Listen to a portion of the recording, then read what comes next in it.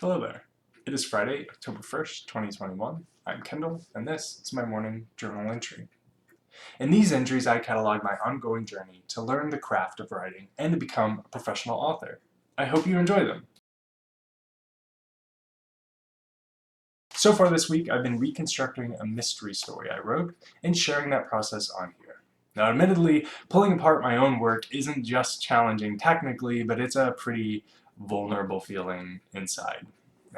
I knew coming into this that I didn't have uh, any natural talent in writing. It's honestly just not something I was ever skilled at. But I still deeply want to pursue this goal. It's something I felt compelled to do my entire life. For example, this is not a story I share very much, but in 4th grade, I actually lied to my parents and told them that I was assigned these various research projects. I don't know why, other than I was just deeply curious and wanted a reason to go to the library and to look at microfiche and film. And I remember doing that with my dad. I also remember his getting a flat tire or having a mechanical issue on the way to the library, and that was really frustrating for everybody involved. Oh, fudge. But I remember going and us together finding the microfiche and learning about Princess Diana and looking at newspapers from way back. I think I also did a project on Leonardo da Vinci where we found a book with slides. We actually took the projector to class so that I could show these slides to all my students of Da Vinci's art. And that's actually when my parents found out that it was all a ruse, and that was an embarrassing time in my life. Now I look back and laugh about it, because it is quite funny, and it means something, right? I've always had this deep desire to learn and share what I've learned with the world. My favorite writers are those that do just that. Isaac Asimov, Michael Crichton, Edwin Abbott, Dan Brown. These writers inspired me in my childhood and young adult time period with their ability to share complex science and their complex views with religion and government via entertainment. Right? You read a story that's entertaining and you walk away changed mentally. That's inspiring. I want to do that.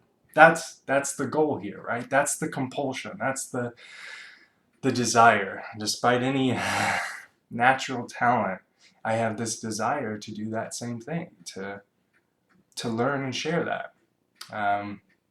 Yeah, of course, if I had my druthers, I'd do it without the pain of embarrassment or broken pride or the relentless waves of self-doubt that come in pretty regularly. But we all know that that's not how any of this really works. So, until our species invents a less painful way to learn and grow, or until I prove to myself that I'm unable to learn and grow this skill in a meaningful way, until those things happen, I'll just keep plugging away. Yeah.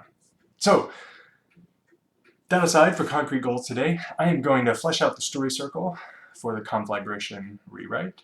I've sorted out the theme and character flaw for our protagonist, and would you like to hear them? Spoiler alert, as we discuss the story, it'll give everything away, right? The character flaw and the theme will basically give the ending away. So keep that in mind. If you want to keep it a surprise in case you want to read the actual story, then feel free to just skip over this part. But I'd prefer you stay along and so we can have a discussion about it, if you're good with that.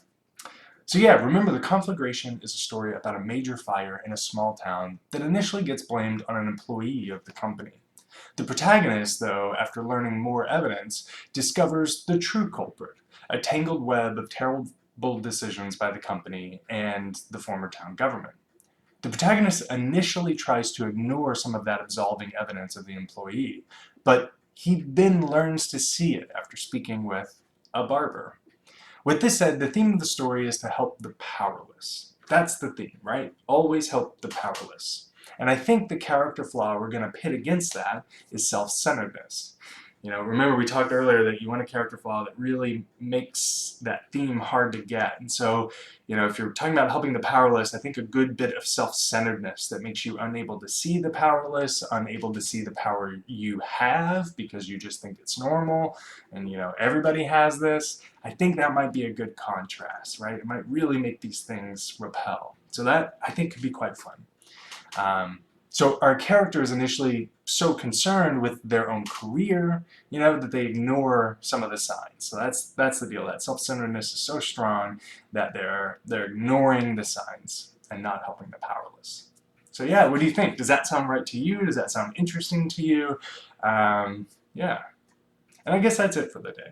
I hope you have a great wrap up to your week and a wonderful weekend. All right. Thanks so much. Have a great day.